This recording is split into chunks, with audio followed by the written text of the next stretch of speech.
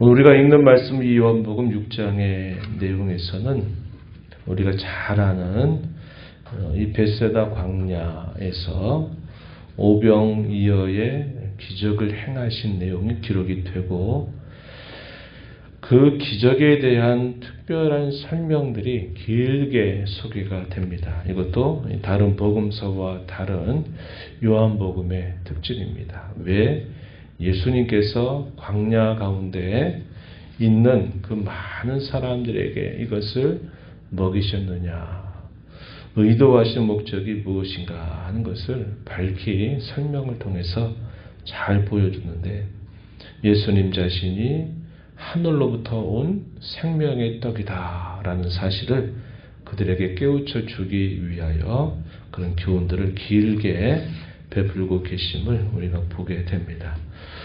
또 하나의 또 기적적인 사건 기록이 되어 있는데, 제자들을 먼저 가버나움으로 배를 타고 가게 하시는데, 저녁이 돼서 큰 바람이 불게 되면서 파도가 일어나고 아주 힘겨운 일이 생겨나게 된 겁니다. 그때 예수님께서 그 파도 위를 걸어서 그들의 곁으로 찾아오시게 되면서 잔잔하게 되는 그런 기적을 또 우리가 말씀을 통해서 확인하게 됩니다. 그래서 오늘 이 6장의 내용은 굉장히 긴 내용들로 소개가 되어 있는데, 사건으로는 두 가지 사건이 기록이 되고, 긴 설명의 내용은 이 광야에서 떡을 먹인 이 사건이 무엇을 위한 것인가에 대해서 길게 설명하는 내용을 우리가 확인하게 됩니다.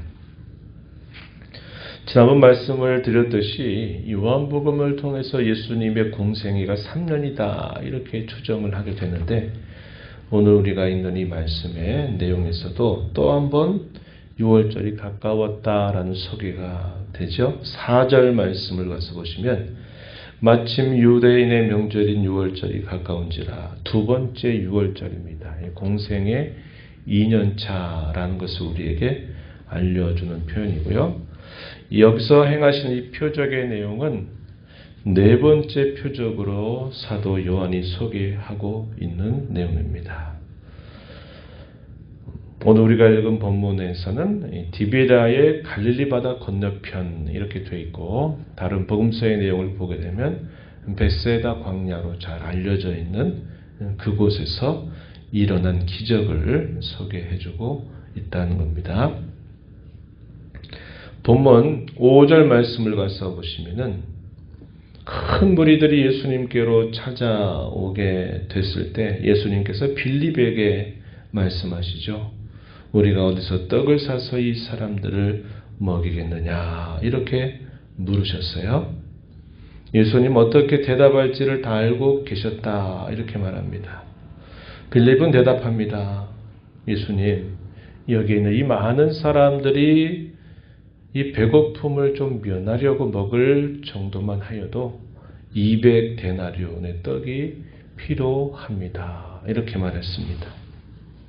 장정 한 사람이 200일 동안 일할 수 있는 정도의 그 많은 돈이 있어야만 적어도 배고픔을 면할 정도의 그런 양을 준비할 수 있을 것 같습니다. 대단히 합리적이고 사실적인 말이 되겠어요. 그러자 안드레가 한 아이에게 있는 그 오병이어 보리떡 5개와 물고기 2마리를 가지고 있다는 것을 알려줍니다. 예수님은 그것을 받으시고 제자들에게, 사람들에게 무리를 지어서 앉게 합니다. 그리고 예수님께서 축사하시고 난 다음에 그것을 앉아있는 사람들에게 나눠주라 말씀을 하시는데, 그 축사와 함께 계속적인 기적이 베풀어지게 되는 겁니다. 그래서 그 무리들이 배부를 정도로 먹고 남은 것을 다 모아보니까 12바구니나 차게 되는 그런 놀라운 일을 경험하게 된 것입니다. 사람들이 이 예수님의 기적을 보고서 뭐라고 말하냐면, 이분은 세상에 오실 그 선지자다 이렇게 사람들의 말이 모아지게 됩니다. 그런 다음에 이제 이들의 관심이 어디로 향하게 되느냐. 15절 보면은 이분이야말로 우리의 임금이 되면 되겠다. 이런 생각을 하게 된 겁니다. 대단히 현실적이고 현세적인 왕으로 이분이 오신다면 우리가 이렇게 먹고 사는 문제나 우리의 삶의 모든 문제를 다 해결해 줄 수 있는 왕이 된다. 이분은 우리의 왕으로 삼자. 이러한 움직임이 일어나게 된 겁니다. 어떻게 이어졌으면 좋겠습니까? 세상에 오실 그 선지자다라는 말이 있을 때 우리가 그분을 진정으로 믿어야 된다. 이런 마음을 갖고 그분을 따랐다면 좋겠는데 그들이 나아간 방향은 자신들의 현실적인 모든 문제를 풀어줄 수 있는 왕이다. 아무것도 없는 이곳에서 놀라운 이런 기적들을 계속 이뤄내는 걸 보면 어떠한 일이라도 우리를 위해서 해줄 수 있는 분이다. 이런 생각을 하고서는 그러한 태도를 보이게 된 것입니다. 예수님 어떻게 하셨습니까? 그들의 곁을 떠나셔서 산으로 혼자 조용히 가셔서 기도하시는 모습을 보여줍니다. 날이 저물어 갑니다. 제자들은 배를 타고서 가버나움으로 먼저 움직이고 있는데 이제 밤이 계속 깊어져 가고 있고 큰 바람이 불게 되면서 파도가 거세게 일어나게 된 겁니다. 그런데 그러한 풍랑 위를 걷고 찾아오시는 분이 계세요. 바로 그분이 누구시냐? 처음에 어떻게 봤을까요? 유령이나 귀신같이 보았을 거예요. 그런데 가까이 오시는 모습을 보니 바로 사랑하는 예수님이 그들 곁에 찾아오신 것이죠. 뭐라고 말씀하십니까? 나다, 두려워하지 말아라. 이렇게 말씀을 하면서 예수님이 배에 오르시게 되니까 그 거센 풍랑들이 잔잔하게 되면서 마침내 가버나움에 도착하게 된 겁니다. 밤 사이에 있었던 기적적인 일이었어요. 예수님을 따르던 무리들이 예수님이 보이지 않습니다. 바다 건너편에 있었는데 예수님이 안 계시다는 말을 두고 다음 날 배를 타고서 이 가버나움 지역을 찾아온 거예요. 그래서 마침내 예수님을 만나게 된 겁니다.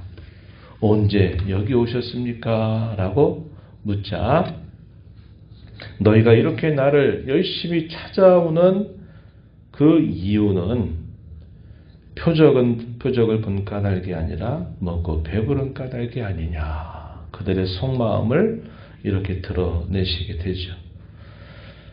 그들을 향해서 예수님 말씀하십니다. 썩을 양식을 위하여 일하지 말고 영생하도록 하는 양식을 위하여 일하라. 이런 말씀을 하십니다. 그 사람들이 물어요. 그럼 하나님의 일이 뭡니까? 무슨 일을 하는 것이 하나님의 일입니까? 영생을 위해서 하는 일입니까? 라고 물었을 때 예수님의 대답 뭐라고 말씀하십니까? 하나님께서 보내신 일을 믿는 것이 하나님의 일이다. 다시 말해서 바로 이 말씀을 하시는 그분 자신을 믿는 것이 하나님의 일이다. 이렇게 말씀을 하신 것입니다. 그러면서 예수님께서 이러한 대화를 통해서 당시 그 말씀을 들었던 사람들이 옛적에 자기 조상들이 광야에서 하늘로부터 주신 만나를 먹었던 것을 이야기하게 되자 예수님은 주님 자신이 바로 하늘로부터 내려온 참 떡이다. 생명의 떡이다. 라는 말씀을 하시게 됩니다. 35절에 보시면요. 요한복음의 특별한 또 특징 중에 하나가 뭐냐면 표적이란 말을 의도적으로 사용하고 있다고 하는 말과 함께 나는 무엇이다 라고 하는 선언입니다. 이것도 역시 마치 모세에게 나는 나다. 나는 스스로 있는 자다. 하나님 자신을 스스로 밝혀주신 그 말씀의 패턴을 그대로 가져와서 사도 요한은 예수님 바로 이러한 분이시다라는 사실을 표현하는 대표적인 표현 방식이 나는 무엇이다라는 선언입니다.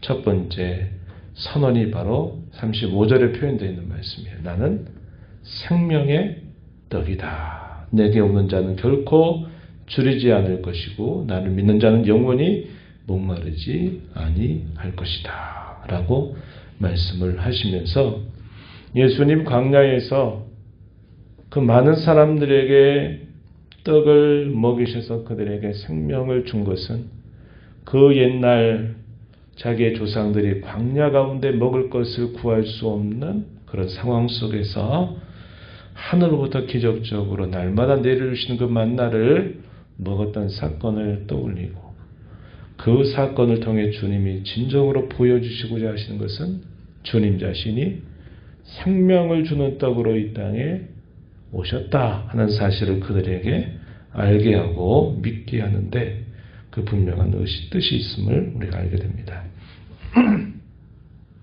그래서 우리가 아는 이 본문의 내용들은 우리가 성찬을 거행하게 될 때 이 말씀을 계속 이렇게 읽게 되는 부분 중에 하나죠. 뭐라고 말씀하십니까? 55절에 보면 내 살은 참된 양식이고 내 피는 참된 음료로다 라는 말씀을 하시면서 주님 자신이 우리에게 양식과 음료가 돼서 우리를 영생하도록 하시는 분이심을 분명하게 말씀하는 겁니다. 이 말을 들었던 사람들의 반응이 어땠을까요? 도대체 뭐를 말씀을 계속 하시는 듯 보이니까 많은 사람들이 예수님을 떠나가게 되는 일이 생겨납니다. 66절에 보니까 그런 현상이 생기죠. 그래서 바로 그런 상황 속에 예수님이 물으세요. 너희도 가려느냐? 제자들에게 물었더니 제자들의 답변이 뭐라고 말합니까? 중요한 표현인데 한번 보세요. 68절 한번 보십시오. 68절에 보니까 이렇게 말합니다. 주여 영생의 말씀이 주께 있사오니 우리가 누구에게로 가오리까? 이렇게 대답합니다. 우리가 주는 하나님의 거룩하신 자이신 줄 믿고 알았사옵나이다. 이렇게 대답을 합니다. 예수님에 대한 올바른 고백 또 자세 그것을 제자들이 잘 보여주고 있음을 우리가 확인하게 되는 겁니다. 이 새벽에도 여러분들은 영생의 말씀인 줄 알고 듣고자 주님 앞에 나오셨죠. 우리가 다른 그 어떤 세상의 말을 듣기 전에 우리는 생명을 주시는 그 말씀을 들으려고 이 새벽에 주 앞에 나온 것입니다. 주께서 여러분들에게 그런 풍성한 은혜를 더해 주시기를 진심으로 바랍니다. 오병이어의 이적에 마음을 두었던 많은 사람들은 자신들의 목적을 이루기 위해서 예수님을 자신들의 임금으로 삼아야 되겠다 생각을 했어요. 그러나 주님은 그 기적을 통해서 그들에게 뭘 보이시려고 하신 겁니까? 생명의 떡으로 오신 주님 자신을 믿고 영생을 얻어 하나님의 나라를 살아가게 하시는데 그 진정한 목적이 있다 하는 겁니다. 사람들의 시선은 항상 거기에 머물러요. 상황입니다. 상황. 이런 문제가 이렇게 됐다 하는 것에 항상 마음 빼앗기다 보면 무엇을 놓치느냐? 그 일을 주장하시는 하나님을 우리가 생각지 못하고 그저 그 상황만 보는 거예요. 우리의 신앙은 끊임없는 훈련이 필요합니다. 어떤 훈련이 필요할까요? 우리의 상황이 어떠하든지 그 상황 속에서 일하시는 하나님의 손길을 믿음으로 바라보고 그분 행하시는 일에 우리의 마음을 집중하도록 하는 훈련이 우리에게 대단히 필요하다 하는 것을 배우게 됩니다. 예수님을 따랐던 열심이 특심이었어요. 갈릴리 바다 여러분 보시면 알겠지만 그냥 작은 호숫가가 아닙니다. 굉장히 큰 바다예요. 예수님이 자신의 곁에 없다라는 것을 발견한 무리들이 배를 타고서 가버나움으로 가자. 그래서 예수님을 따라가는 것은 보통 열심이 아니에요. 그런데 무엇 때문에 예수님을 그토록 따르는가 했을 때 결국 자신들의 기대와 자신들의 목적을 이루기 위해서 예수님을 따르는 열심을 보였던 겁니다. 근데 이런 열심은 고쳐져야 할 열심이다 하는 거예요. 우리도 예수님을 그토록 사랑하고 따르는 그 목적이 무엇인가를 우리도 잘 점검하면서 주님을 섬겨야 합니다. 구원의 은혜를 주신 하나님께 대한 감사, 그분을 섬기고 예배하는 것 자체가 목적이지 그분을 내 무엇을 위한 수단으로 그분을 사용하는 신앙 자세는 바람직하지 않아요.